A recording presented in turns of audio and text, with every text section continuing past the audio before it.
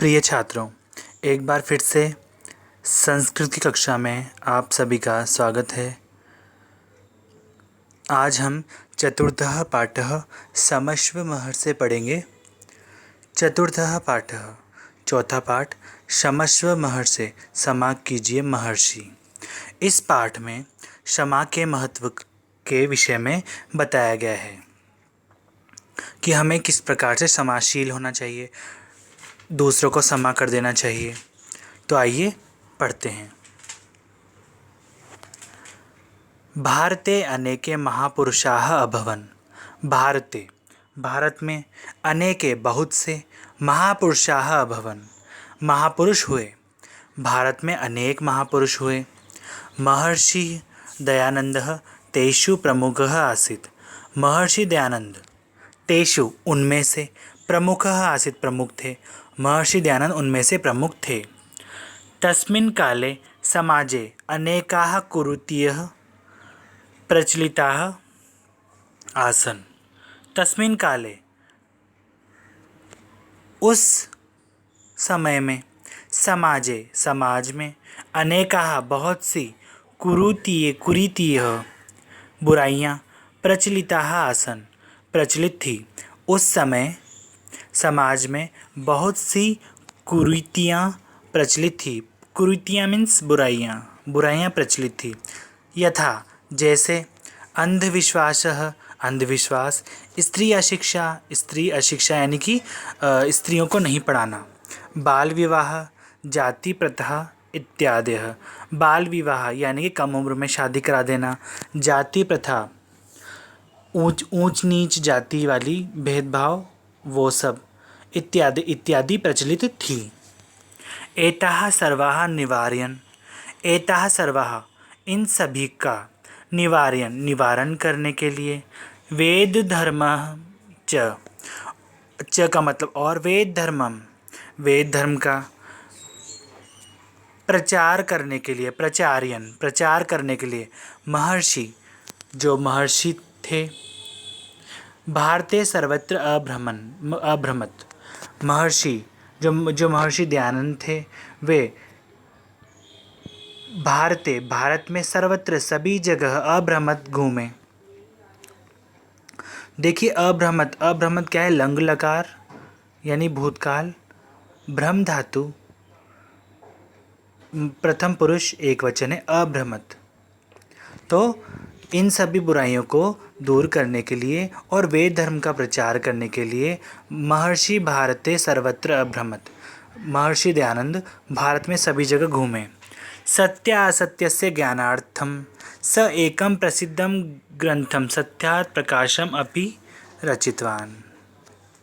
तो सत्य असत्यस्य, सत्य और असत्य के ज्ञानार्थम, ज्ञान के लिए, सह उन्होंने, एकम प्रसिद्धम ग्रंथम एक प्रसिद्ध ग्रंथ, सत्यार्थ प्रकाशम अपि रचितवान्, सत्यार्थ प्रकाश की भी रचना की।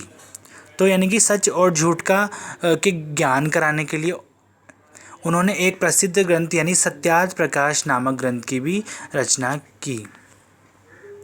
महर्षि दयानंदः अतीव क्षमाशीलः अपि आसीत्। महर्षि दयानंद अतीव बहुत ही, क्षमाशीलः अपि आसीत् क्षमाशील भी थे। महर्षि दयानंद बहुत ही क्षमाशील थे।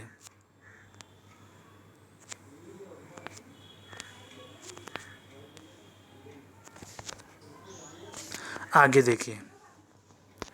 एकदा सः, एक बार वह, काशी नगरे गंगायाः तटे एकस्मिन् कुटीरे शिष्ये सह अतिष्ठत्। एकदा एक बार, सः वह, काशी नगरे काशी नगर में, गंगायाः तटे गंगा नदी के तट पर, एकस्मिन् कुटीरे एक कुटिया में, शिष्ये सह शिष्यों के साथ, अतिष्ठत् ठहरे। तो एक बार वह काशी नगर में गंगा नदी के तट पर एक कुटिया में शिष्यों के साथ अतिष्ठत् ठहरे। तत्र वहाँ, समीपम एव, समीप में ही, पास में ही, एकः यात्री अपि अतिष्ठत्, एक यात्री भी ठहरा हुआ था। अतिष्ठत वही लंग लकार प्रथम पुरुष एक वचन वही चल रही है। यानी कि जो कथाएं होती हैं ना उसमें ना वो लंग लकार में चलती है, वो कथा यानी भूतकाल में चलती है। ईर्ष्या, ईर्ष्या से सह यात्री महर्षि कुटीरम आगत्य अकारणम एवं महर्षिम दुर्वचनानि वदति स्म। ईर्ष्या, ईर्ष्या से वह यात्री महर्षि कुटीरम आगत्य महर्षि की कुटिया में आकर के अकारणम एवं बिना कारण से ही महर्षि को दुर्वचनानि बुरे वचन वदति स्म कहता था। जितेन्द्रियः महर्षि सर्वं श्रुत्वा शांतचित्तेन एव तिष्ठति स्म। जितेंद्रिय, जितेंद्रिय यानी कि जिन्होंने सभी इंद्रियों पर विजय प्राप्त कर ली हो ऐसे महर्षि। तो जितेंद्रिय महर्षि सर्वम श्रुत्वा सब कुछ सुनकर शांत चित्तेन शांत मन से ही, एव का मतलब ही, सब कुछ सुन के शांत मन से ही तिष्ठति स्म बैठे रहते थे। सह कदापि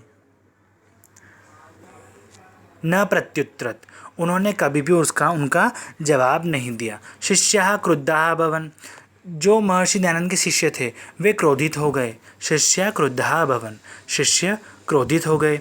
महर्षिः तान् चिंतां मा कुरुत तूष्णीं भवत इति अकथयत्, महर्षि ने उनको, तान का मतलब उनको यानी शिष्यों को, चिंता मा कुरुत चिंता मत करो, तूष्णीं भवत चुप रहो, इति अकथयत् ऐसा कहते थे। महर्षि कथयति स्म, महर्षि कहते थे, यत् कि सह स्वयं एव एकस्मिन् दिने सरलः भविष्यति। महर्षि कहते थे कि सह वह स्वयं एव अपने आप ही स्वयं ही एकस्मिन् दिने सरलः भविष्यति एक दिन सरल हो जाएगा, एक दिन सीधा हो जाएगा। इसके बाद वाला पार्ट अगली वीडियो में बताएंगे। धन्यवाद।